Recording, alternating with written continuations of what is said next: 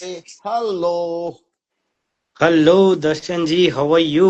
All good sir, all good. So मैं formally आपका introduction दे रहा था, तो आई थिंक आप आ चुके हैं। बहुत बहुत स्वागत है आपका। But for our viewers, let me just continue with the introduction. So yes, our today's guest is a digital expert. He is a keynote speaker. He is a performance marketing expert. और वो कई सारे बड़े जो coaches है, consultants है, companies है, MSMEs है, उनके डिजिटल मार्केटिंग एडवाइजर हैं, कंसल्टेंट है। और last year he made around 200 crores revenue for his customers। करीब 1.5 लाख लीड जनरेट किए इन्होंने, और करीब 1 लाख ऑनलाइन प्रोडक्ट्स बेचे इन्होंने। So please help me welcome mister Hemant Vyas, the digital marketing expert, the performance marketing expert. आपका स्वागत है sir. Thank you so much Darshan ji for this wonderful welcome. I am really glad to have on your platform. Thank you so much. So Hemant ji, मैंने आपका formal introduction, मैंने जो आपका bio LinkedIn पे पढ़ा था, ऑनलाइन पढ़ा था, वो बताया। पर I think I want to hear from the horse's mouth. और हमारे व्यूअर्स के लिए बताइए कि आप किस बैकग्राउंड से आते हैं। आपकी स्टोरी बताइए, आपकी हल्की सी जर्नी बताइए, बिकॉज वो बहुत इंस्पायर करने वाली है लोगों को। ओके। तो दर्शन जी, बेसिकली मैं 2012 में बीटेक करने आया था जयपुर। ओके। और उसी टाइम मैंने किसी ऑर्गेनाइजेशन को ज्वाइन किया था।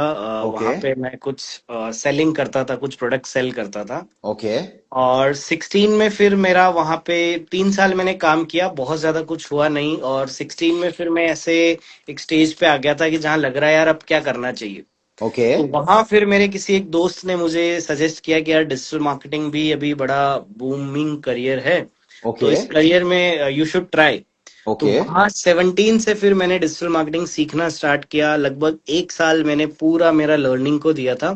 And okay. आफ्टर दैट मैंने फ्रीलांसिंग मेरी जर्नी स्टार्ट करी थी। ओके। कुछ साल भर मैंने फ्रीलांसिंग किया था। कुछ फ्रीलांसिंग में भी मैंने अच्छे कस्टमर्स के साथ काम किया था, बिकॉज जो 3 साल मैंने सेलिंग करी थी हम्म। वहां से मेरा अच्छा खासा नेटवर्क बन गया था। हम्म। और उसी नेटवर्क को लिवरेज मैंने किया था, तो कुछ अच्छे क्लाइंट्स थे जब मैं फ्रीलांसिंग में काम कर रहा था। हम्म। एंड आफ्टर दैट जब क्लाइंट्स बढ़ गए थे तो मैंने टीम बढ़ाना चालू किया और फिर मैंने एजेंसी स्टार्ट कर लिया था। तो ओके। पहले मेरी एजेंसी का नाम कुछ और था, हम दो पार्टनर हुआ करते थे। और 21 में फिर मैंने अकेले ने ही एजेंसी 2.0 कह सकते हैं, ओके। वो मैंने 21 में स्टार्ट किया था। और करेक्ट, वहां से करेक्ट। लेके अभी तक काफी बड़े क्लाइंट्स को हम सर्विसेज दे रहे हैं। बहुत ग्लोबल ब्रांड्स है वो। और अपार्ट फ्रॉम दैट हम अभी बिजनेस ओनर्स को मार्केटिंग की ट्रेनिंग्स भी देते हैं। Wonderful, wonderful. हेमंत जी, मैं देख सकता हूँ कि मेरे पास बहुत सारे सवाल आए हुए already. But before we touch on your version 2.2 in terms of a marketing agency जो आप ने फाउंड की है, डिजिटल ओरिक्स, उसके बारे में हम लोग बात करेंगे। बट बिफोर दैट थोड़ा एक और सवाल आपकी पर्सनल स्टोरी पे, कि आपने किस मुकाम पे तय किया था कि मैं डिजिटल मार्केटिंग में जाऊंगा, और क्यों? ओके। तो बेसिकली डिजिटल मार्केटिंग में जाना, इट वाज नॉट प्लान्ड। कोई ऐसे ओके। प्लानिंग नहीं थी कि मेरे को डिजिटल मार्केटिंग ही सीखना है। ओके। 16 में जब मैंने वो ऑर्गेनाइजेशन को लेफ्ट किया था तो उसके बाद एक्चुअली मेरे पास कोई ऑप्शंस नहीं बच रहे थे। ओके। क्योंकि बीटेक करने आया था मैं जयपुर, बट बहुत ज्यादा कुछ बीटेक में मैंने किया नहीं था, तो वहां से भी कुछ ऐसी अपॉर्चुनिटी नहीं थी कि मैं उसमें जॉब कर लूँ कोई टेक्निकल बैकग्राउंड में। तो digital marketing is just like कि किसी फ्रेंड ने बोला कि यार तुझे करना चाहिए, एंड आई वाज लाइक कि यार ये टेक्निकल चीजें होती है, मेरे ये बस की नहीं है। एंड ही देन सेड कि यार जैसे तूने सेल्स एंड मार्केटिंग करी है इस ऑर्गेनाइजेशन में, बस उसी को डिजिटलाइज करना है। जैसे हम फेसबुक चलाते हैं, व्हाट्सएप चलाते हैं, सिंपल है, कोई बहुत ज्यादा टेक्निकल नहीं है। तो वो बात मुझे क्लिक हुई और फिर मैंने सीखना स्टार्ट किया था। और फिर मैं फ्लो के साथ बस बहता गया और कभी भी मैं पीछे मुड़ के नहीं देखा। मैंने ये नहीं देखा कि यार इसमें करियर है कि नहीं है, इसमें कुछ होगा कि नहीं होगा, क्लाइंट्स मिलेंगे नहीं मिलेंगे। तो ऑल मैं कह सकता हूँ कि मैं फ्लो के साथ चलता गया और चीजें होती गई। और जहां पे भी ऐसा लगा कि यार अब पीछे जा रहे हैं, तो भी फिर मैंने करियर स्विच करने का नहीं सोचा। मैंने इसी इंडस्ट्री को बस पकड़े रखा और इसी में फिर काम करते गया। करेक्ट। बहुत इंपॉर्टेंट बात आपने यहाँ पे कही कि पड़ाव आते हैं, ऐसे पड़ाव आते हैं जहां पे आपको लगता है कि ये सही नहीं जा रहा है। जी। एंड यू मेंशन कि यू वर डिटरमिन कि मैं इसे नहीं छोड़ूंगा। तो जी। उस वक्त आपकी मनोदशा क्या थी? आपने क्या सोचा, क्या माइंडसेट था? बिकॉज आपने फाइट बैक किया होगा। आपने ये भी सोचा होगा, ये बॉस मुझे अपना ग्रोथ देखना है, मुझे डेवलप करना है। हम्म। तो क्या माइंडसेट था आपका? यार देखो, माइंडसेट में ऐसा है कि मैंने सिंपल एक सोचा था कि यार अभी मैं इस इंडस्ट्री में हूं और मैं एक पॉइंट पे पहुंच चुका हूं, लेट्स से 10 नंबर में से मैं 2 या 3 पे पहुंच चुका हूं। ओके। अब अगर मैं इंडस्ट्री चेंज करूंगा तो अगेन मेरे को वापस से जीरो पे ही जाना पड़ेगा।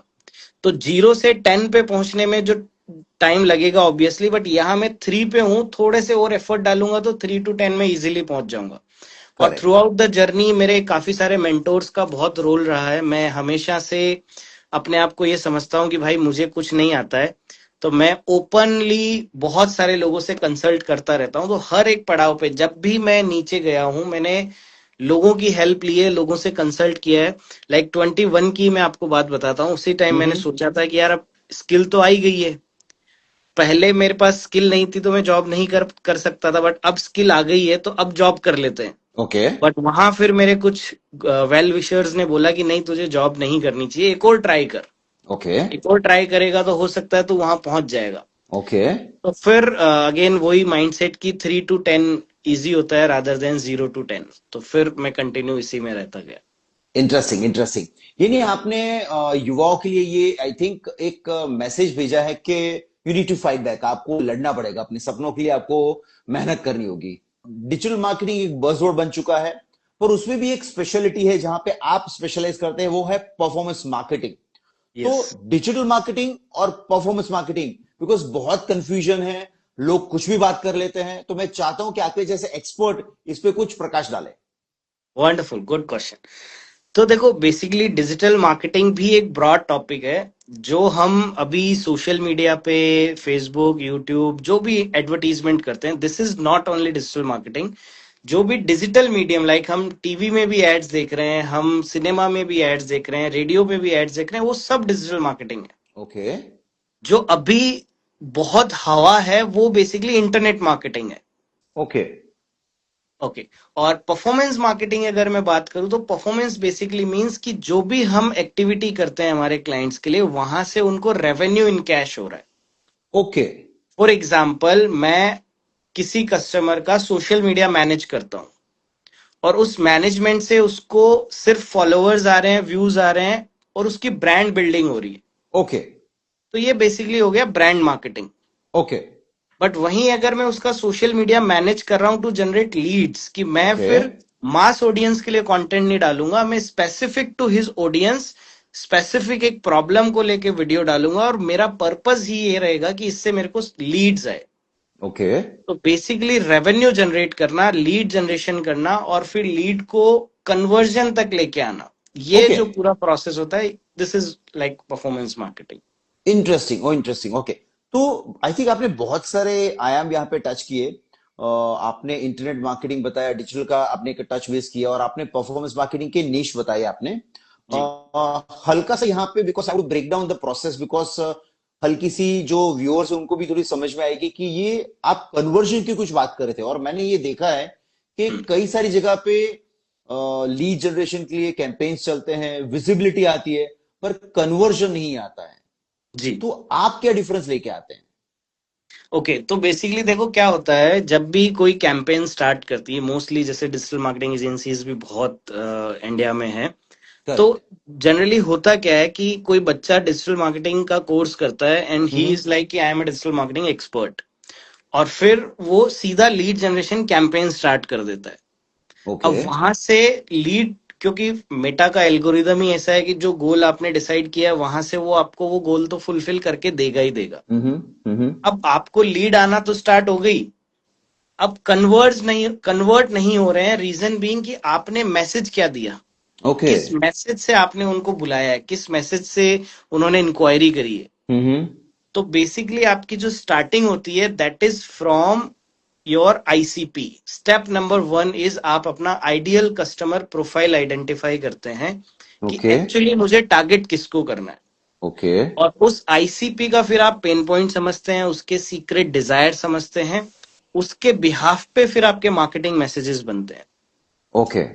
और जब आपके मार्केटिंग मैसेजेस बनते हैं, उनको फिर आप किस तरीके से इनोवेटिव और क्रिएटिव तरीके से प्रेजेंट कर रहे हैं, हम्म। वो जब आपके सोशल मीडिया पे आपकी ऑडियंस को दिखेंगे तो वहां आपको टारगेटेड लीड्स आएगी और जो आपका क्वालिफिकेशन है लीड का, वो इंक्रीज हो जाएगा।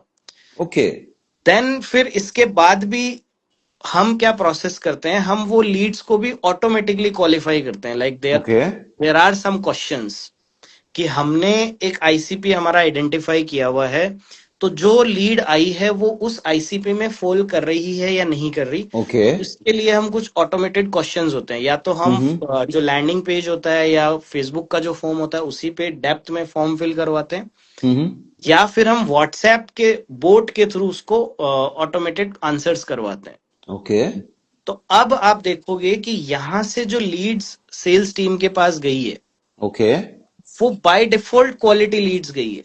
ओके अब अगर किसी ने मेरा एड देख के इंक्वायरी करी है और वो पूरा क्वालिफिकेशन प्रोसेस पूरा करके यहां तक पहुंचा है, सेल्स टीम के पास पहुंचा है, दैट मीन कि उसको उसकी रिक्वायरमेंट है। ओके और फिर हम सेल्स टीम को बताते हैं कि आपको किस तरीके से बात करना चाहिए। परफेक्ट परफेक्ट और वहां पे भी फिर फॉलोअप में भी हम ये नहीं कहते कि आप इनके बस पीछे ही पड़ जाओ, customer experience should be great. तो आप बस व्हाट्सएप के थ्रू ही इनको फॉलोअप करते रहो, ओके ताकि जिसको देखो जिसकी नीड है, ओके या अगर आप किसी की ऐसी प्रॉब्लम सॉल्व कर रहे हो जो उसको रात को 3 बजे भी नहीं सोने दे रही है, ओके तो वो आपका प्रोडक्ट या आपकी सर्विस 100% बाई करेगा, उसके पीछे पड़ने की जरूरत नहीं है। आपका ऑफर बहुत जबरदस्त होना चाहिए। Interesting interesting. आई थिंक आपने एक क्विक मेरे हिसाब से 3-4 मिनट में एक ट्यूटोरियल दे दिया और ये बहुत हेल्पफुल होने वाला है। ओके सो आई थिंक मैं ये समझ रहा हूँ कि there is a massive difference which is in the digital marketing और परफॉर्मेंस मार्केटिंग, और आपने बहुत शानदार तरीके से एक्सप्लेन किया है। सो आई थिंक सिंस मेरे पास बहुत सारे सवाल आए हैं क्योंकि आपकी बातें इतनी इंटरेस्टिंग है, मैंने एक्चुअली 2-3 सवाल आपकी बातों में से अभी जनरेट किए हैं क्योंकि मुझे लग रहा है कि ये बहुत हेल्प करेंगे। तो मैं शायद वो पहले पूछ लेता हूँ। आपने कस्टमर एक्सपीरियंस की बात की है, आपने प्रॉब्लम सॉल्यूशन प्लस ऑफर की बात की है। मुझे इस पे थोड़ा समझना है कि how big is this differentiator, ये कितना बड़ा डिफरेंशिएटर हो सकता है? ओके तो कस्टमर एक्सपीरियंस तो सर बहुत बड़ा डिफरेंशिएटर है आपका। देखो, कोई भी इंसान, हर एक के पास अपना ईगो होता है। ओके तो अगर लेट सपोज आप कोई प्रोडक्ट दे रहे हो हम्म और वो प्रोडक्ट ऐसा है जो मेरे को चाहिए ही चाहिए, अब मैं आपके पास आया वो प्रोडक्ट लेने, तो मेरे को तो चाहिए, मेरी मजबूरी है, मैं आपसे खरीद लूंगा। करेक्ट बट अगर आपका बिहेवियर या आपका एक्सपीरियंस मेरे को एक्साइट नहीं कर रहा है, ओके तो मैं 4 लोग जो खरीदने वाले हैं आपके प्रोडक्ट को, मैं उनको बोल दूंगा भाई वहां मत जाना यार, ओके तू देख कुछ और मिल जाए तो वहां से कर लेना। करेक्ट अब कई बार ये होता है कि यार हम प्रोडक्ट हमारा बिहेवियर बहुत अच्छा है, बट प्रोडक्ट में कुछ ना कुछ ऐसी गड़बड़ हो जाती है जहां कस्टमर को रिफंड करना होता है या रिटर्न लेना होता है। तो वहां हम रिजिड हो जाते हैं कि नहीं यार, हमारा नुकसान हो जाएगा। हम्म बट वो नुकसान आपका, अगर आप उस कस्टमर की वैल्यू नहीं समझते हो, हम्म उसको रिफंड नहीं करते हो या उससे रिटर्न नहीं लेते हो, या कोई भी उसको आप लेट सपोज कि जो भी उसका नुकसान हो उसकी भरपाई नहीं करते हो, तो वो एक प्रोडक्ट का आपका नुकसान नहीं है, वो आपका अगले 100 कस्टमर का नुकसान है, वो जो कस्टमर आपको भेजने वाला था। Okay great. बाकी तो बहुत सारी टेक्निकलिटीज है जो आपने बताया आईसीपी वगैरह, तो आई थिंक उसकी डिटेल में भी हम लोग नहीं जाते हैं बिकॉज बहुत सारे सवाल आए हैं मेरे पास। जी। मैंने ये देखा है कि lot of businesses get stuck into the visibility clutter, कि ब्रांड बनानी है, विजिबिलिटी ले आओ, विजिबिलिटी से सब कुछ हो जाएगा। तो क्या ये सही थिंकिंग है? देखो, इसके भी दो पहलू है। जब भी कोई बिजनेस स्टार्ट ही हो रहा है या पहली बार कोई मार्केटिंग करने का सोच रहा है, तो मेरा जनरली सजेशंस में मेरे क्लाइंट्स के लिए या मेरे पार्टिसिपेंट्स के लिए मैं सजेस्ट यही करता हूं कि start with performance marketing. Okay क्योंकि जो विजिबिलिटी वाला पार्ट है सर, उसमें टाइम चाहिए और उसमें पैसा चाहिए। ओके आप अगर आज अपना विजिबिलिटी करना स्टार्ट करोगे तो उसका मोनेटाइजेशन आपको 6 महीने बाद मिलेगा। ओके बट अगर 6 महीने तक आपके पास कैश फ्लो नहीं आएगा, तो वो छह हम्म महीने तक आप कंसिस्टेंट नहीं रह पाओगे। हम्म तो स्टार्ट विद परफॉर्मेंस मार्केटिंग। आप अपना जो भी प्रोडक्ट है, जो भी सर्विसेज है, विद परफॉर्मेंस मार्केटिंग उसको सेल करना स्टार्ट करो।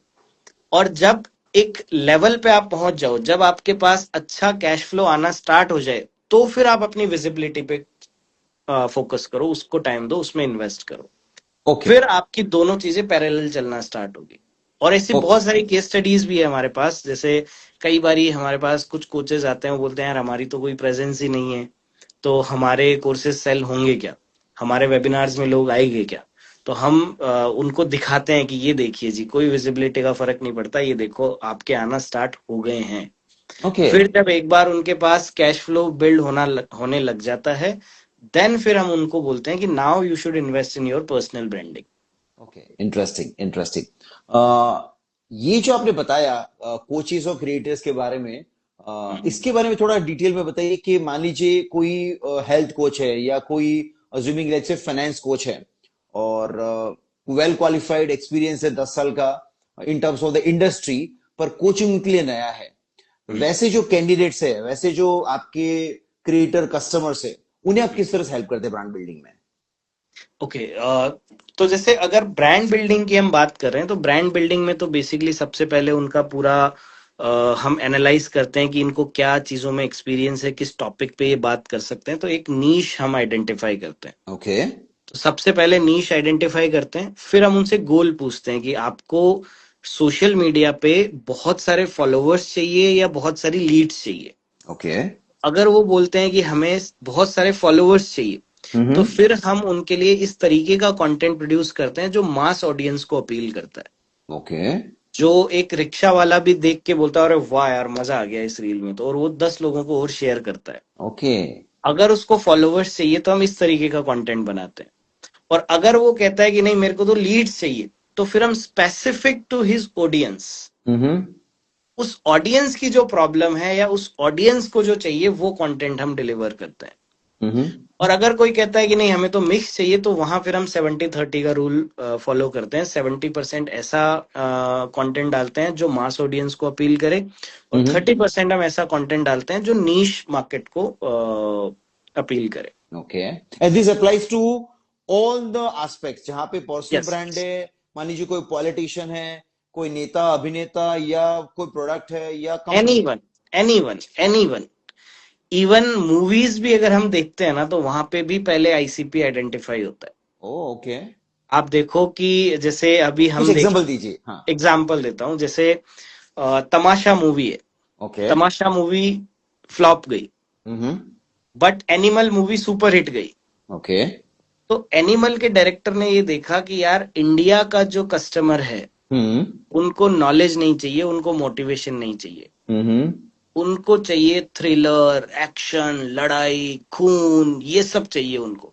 ओके तो he know better his ICP, okay और उस आईसीपी के हिसाब से जब मूवी बनती है, आप देखोगे उस मूवी में कोई स्टोरी नहीं है, कुछ भी नहीं है, बस ओके सिर्फ धड़ धड़ धड़ धड़ धड़ धड़ धड़। और इंडियन ऑडियंस को यही चाहिए। ओके तो जो चाहिए वो दिया तो मूवी सुपर हिट गई, ओके और जो नहीं चाहिए वो दिया तो मूवी फ्लॉप गई। ओके तो इवन उस लेवल तक आईसीपी मैटर करता है। सो आई थिंक आपकी डिटेल एनालिसिस होती है। I think this is what we can understand कि आपका बैकग्राउंड में बहुत सारा होमवर्क लगता है, उसके बाद आपकी स्ट्रेटेजीज डिफाइन होती है। Exactly, okay exactly. तो जो सुपरफिशियली लगता है कि digital marketing is a cake walk, वो एक्चुअली इट्स अ मिथ। तो मैं वो मिथ पे आना चाहूंगा कि टिपिकली यूथ ऐसा समझ रहा है कि मैंने ये 3 4 6 महीने का कोर्स कर लिया और हम्म, फिर मेरी तो निकल पड़ी। तो हम्म, यहाँ पे what are the mistakes which I think the youth is making, because yes there is a great opportunity, hmm. But I think what are the things which he should be careful for to make sure he is the right product for the this industry. उन्हें क्या देखना चाहिए कि ये वो सीखेंगे? Okay, तो ये क्वेश्चन को एड्रेस करने से पहले मैं पिछले वाले क्वेश्चन को ही थोड़ा और हाईलाइट करूंगा। ओके आपने एक चीज नोटिस करी होगी कि जब भी किसी भी बिजनेस ओनर से हम मिलते हैं, हम्म 90% बिजनेस ओनर्स बोलते हैं कि मैंने डिजिटल मार्केटिंग करी थी बट मेरे को रिजल्ट नहीं मिला। या बोलते हैं कि यार हमारी इंडस्ट्री में काम, मैन्युफैक्चरर्स तो मोस्टली यही बोलते हैं कि यार हमारी ओके इंडस्ट्री में ये सब काम नहीं नहीं करता। चलता है। हाँ राइट?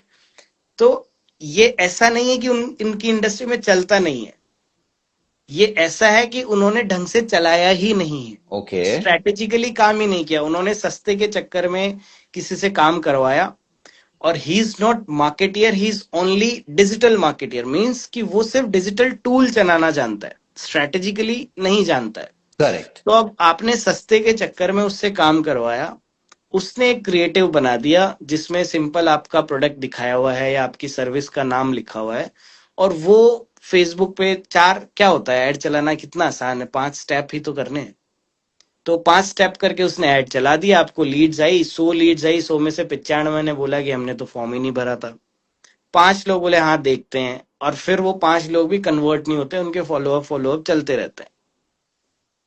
तो ये प्रोसेस से हुआ क्या, आपका प्रोडक्ट बेकार नहीं है, आपकी स्ट्रेटजीज बेकार है। हम्म। और जिससे जिसको आपने आउटसोर्स किया है उनको इस चीज का नॉलेज नहीं हम्म। है।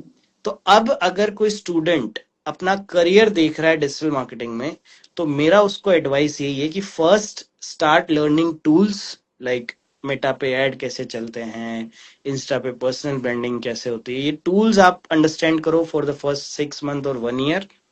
देन फॉर नेक्स्ट 6 और 1 ईयर आप किसी कंपनी में एज अ इंटर्न या एज अ एम्प्लॉय कहीं जॉब करो, या ओके। किसी को सर्विस भी दे रहे हो तो बहुत ज्यादा हाई चार्ज नहीं करो, बहुत नॉमिनल चार्ज करके उनको सर्विसेज दो, और वहां आप स्ट्रेटेजिकली चीजें सीखना स्टार्ट करो। Correct. So I think lot of tools are coming और एआई बहुत हेल्प कर रहे हैं। आई थिंक क्वालिटी इंप्रूव हो रही है और 100। स्पीड एंड स्केल आ रहा है। तो साथ साथ में ऐसा भी होगा ना कि जो सेमी स्किल्ड है या पुअरली स्किल्ड है वो लोग यस, आउट हो जाएंगे बिजनेस में से। बिल्कुल। तो आई थिंक उन्हें एआई की एडेप्टेबिलिटी बढ़ानी होगी। 100%। जो जैसे कई बारी मेरे से पूछते हैं लोग कि यार एआई की वजह से बहुत सारी जॉब्स जा रही है, ये हो रहा है वो हो रहा है, तो 100% ये हो रहा है।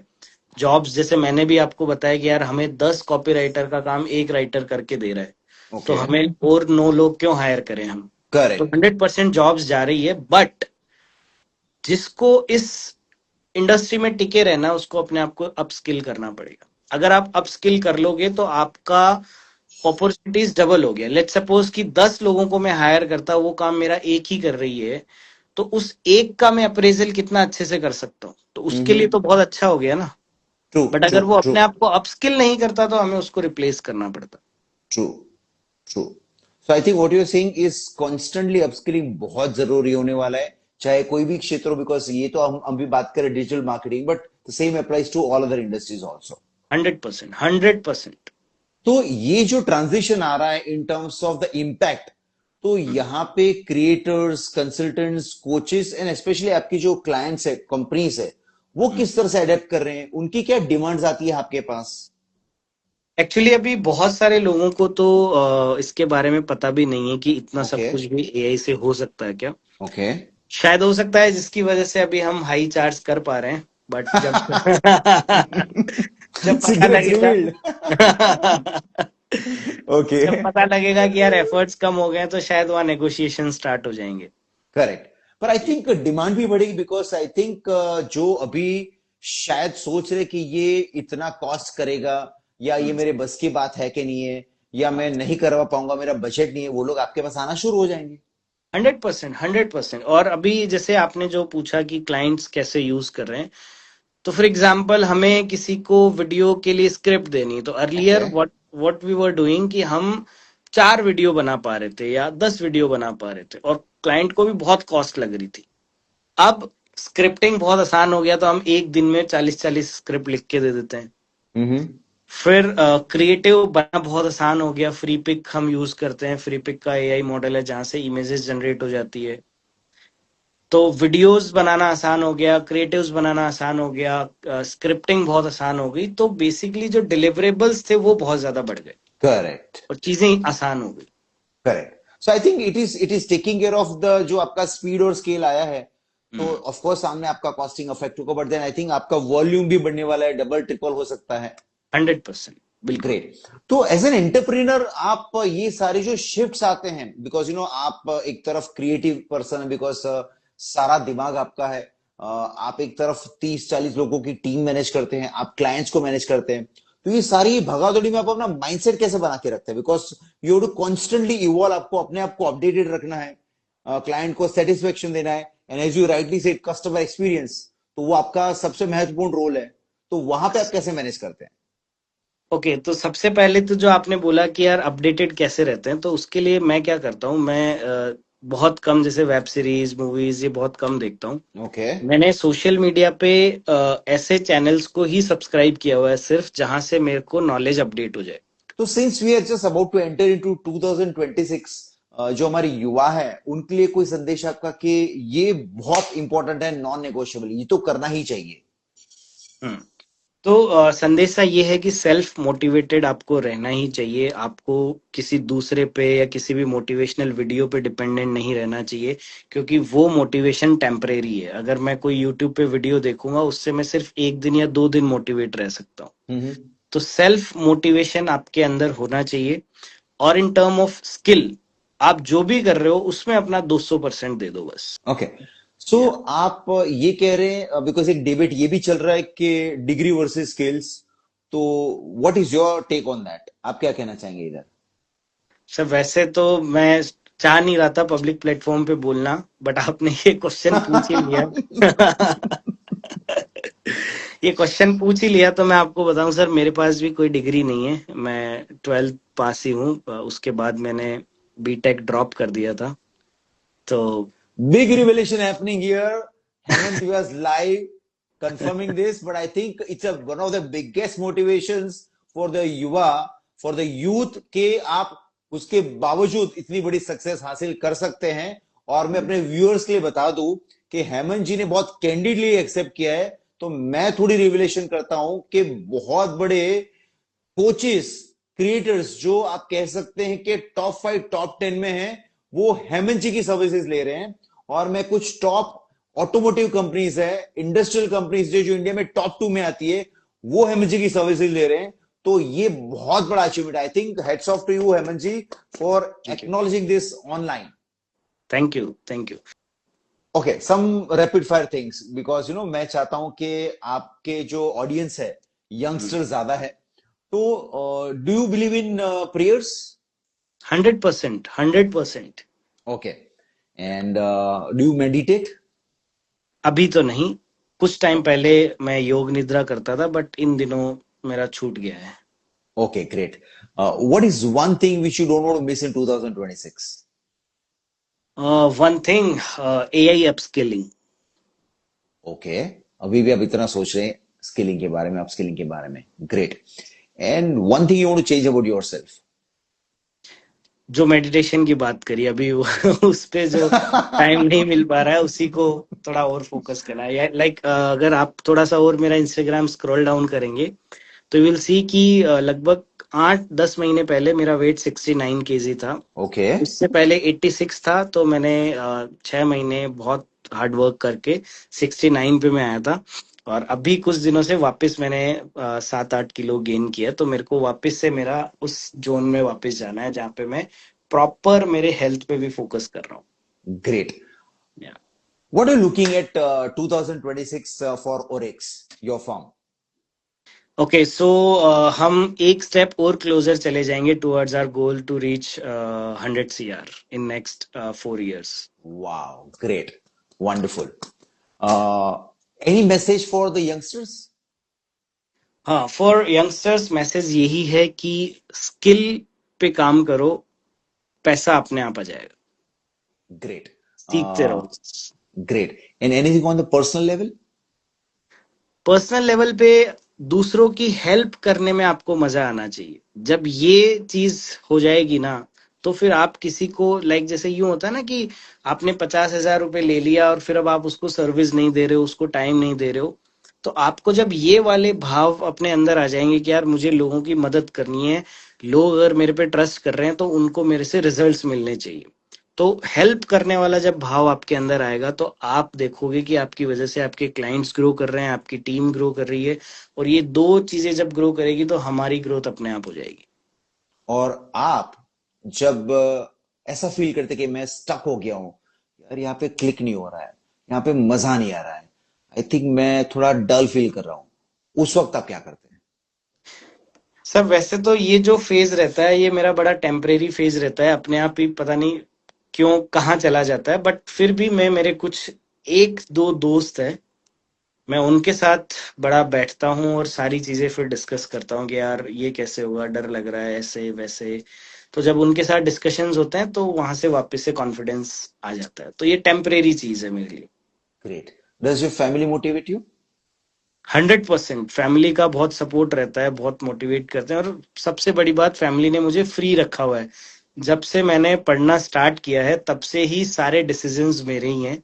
फैमिली ने कभी भी मेरे को ये नहीं बोला कि ये जो तू कर रहा है ये गलत है या सही है। हमेशा से उन्होंने मेरा सपोर्ट किया, जो डिसीजन मैंने लिया चाहे गलत चाहे सही, चाहे उनको पसंद आया हो नहीं आया हो, उन्होंने यही बोला कि हमें तेरे पे भरोसा है, तू जो करेगा सब बढ़िया ही करेगा। तो ग्रेट। ये फैमिली की तरफ से बहुत बड़ी चीज है जो मुझे फैमिली ने दी है, and I am really grateful and thankful for that. Does money motivate you? 100%। 100%, क्योंकि ये भी मैं कई बार बोलता हूँ कि अगर आप किसी सिंगर को ये बोलो कि यार तुम्हारा तो पैशन है ना गाने गाना, तो पैसा नहीं देंगे, आप तो बस गाने गाओ, तो वो शायद 5-6 बार ही गाने गा पाएगा, उसके बाद नहीं गा पाएगा। तो पैसा is one of the biggest motivation in any one's life. तो आपका जब सब, पैशन क्या है? मेरा पैशन है क्रिकेट खेलना। ओके। एंड हु इज या your favourite cricketer? Virender Sehwag, oh first wow. And last. Great great. आप अपने आप को चिल्ड आउट कैसे रखते हैं जब आपको लगता है बहुत काम है, स्ट्रेस्ड आउट है, या शादी वाले में 2 दिन छुट्टी मिलेगी आपको, तो आप अपने आप को कैसे चिल्ड आउट रखते हैं? सर मैं दो ही चीजें मेजरली करता हूँ जब भी मेरे पास फ्री टाइम होता है। First is cricket and hmm. Second one is learning. जैसे ओके अगर सो मैं आपको दिखाऊं, जस्ट अ या मिनट। Please please please. जैसे मैंने यहाँ पे, मेरे को कैमरा और ये सब चलाना आता नहीं है, बट मैंने मेरी टीम को बोला हुआ है कि भाई तुम यहाँ जचा के रख जाना, तो मैं मेरे वीडियोस बनाते रहूंगा। परफेक्ट। तो पर्सनल टाइम मैं दे देता हूँ जब भी मुझे टाइम मिलता है। Correct. So I think Hemant ji, we had a wonderful session. मैं ऐसा कह सकता हूं बहुत कॉन्फिडेंस के साथ कि मैंने करीब 10 लाइव किए हैं, बट बहुत कैंडिडली बात करने वाले बहुत लिमिटेड गेस्ट होते हैं। मैं कैंसर सर्जन से बात कर चुका हूं, मैं Guinness book of world record holder से बात कर चुका हूं, मैं डायबिटोलॉजिस्ट से बात कर चुका हूं, बट जिस तरह से आपने कैंडिडली कॉन्वर्सेशन किए हैं, हमने आपके जो मित्र हैं आपके क्षेत्र से, दुर्वेश यादव जी, उनसे भी लाइव किया था। तो अरे ओवरऑल आपने बहुत कैंडिडली सारे जवाब दिए हैं, एंड आई थिंक आपका पूरा फोकस गिविंग पे रहा है, यानी आप कुछ देना चाहते हैं वो उभर के आ रहा है आपके कॉन्वर्जेशन से। So I think that is one big learning for me during this conversation, कि आपने हमेशा देने का ट्राई किया है। So once again thank you so much Hemant ji, बहुत बहुत शुक्रिया। And I think this conversation will be stored in our memories for a long period of time. Once again, thank you so much. We had a great time and wishing you once again a happy Diwali, sir. Happy Diwali Darshan ji, and really thank you, आपने मेरे को opportunity दी आपके platform पे आके बोलने के लिए। So I am really glad and thankful to you, thank you so much. आपने आज जिस तरह से युवाओं के लिए जो शेयर किया है, आपने यो पोड योर हार्ट आउट, आपने आपकी जो अंदर की बातें सारी बयां की है, आपने दिल खोल के बात की, और मोस्ट इंपॉर्टेंट आपने जो पूरी पूरी प्रोसेस शेयर की है कि किस तरह से 0 to scale कर सकते हैं। I think you have been a wonderful guest, and thank you so much for everything. Thank you thank Amit ji, you, बहुत बहुत शुक्रिया। Thank you thank you. Darshan, thank you so या मच। Take care. हैप्पी या thank Diwali. You.